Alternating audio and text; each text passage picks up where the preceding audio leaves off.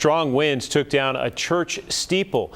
Chelsea Webb sent us some photos of the damage to the Sweetwater Assembly of God Church off Highway 11. They're on your screen now. The wind also took down trees on the property, some in the church parking lot as well. We check in now with WBIR 10 News reporter Rachel Wittel with more on the destruction there. And this is some of the worst they've seen in that area. Rachel?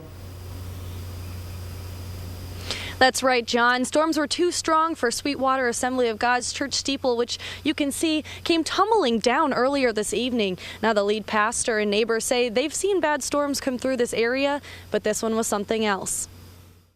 Storms quickly swept through Sweetwater Tuesday, but they left their mark. Since I've lived in Sweetwater these last 6 years, this was the worst I've experienced. No, I don't remember ever sitting through a storm that bad, that fast. I mean, it just, man, it come through in a hurry. Storms took down trees, power lines, and the Sweetwater Assembly of God's church steeple. It is. There's a small crack in it. The church was built in 1981, so it's 34 years old, and so it stood its test. But unfortunately, this storm got it. Pastor Andrew Templeton says he's glad this is one of the town's worst damages. The big decision is, will we put the steeple back up or not? But thankfully, everyone was safe and no injuries, at least on the church property, and I hope nobody around Sweetwater. And the church's neighbors feel just as fortunate. We survived it, and we'll get it cleaned up.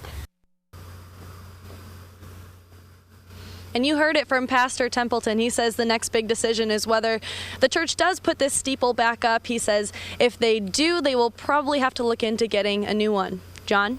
Fortunately, no one hurt. Rachel, on that story, thanks very much.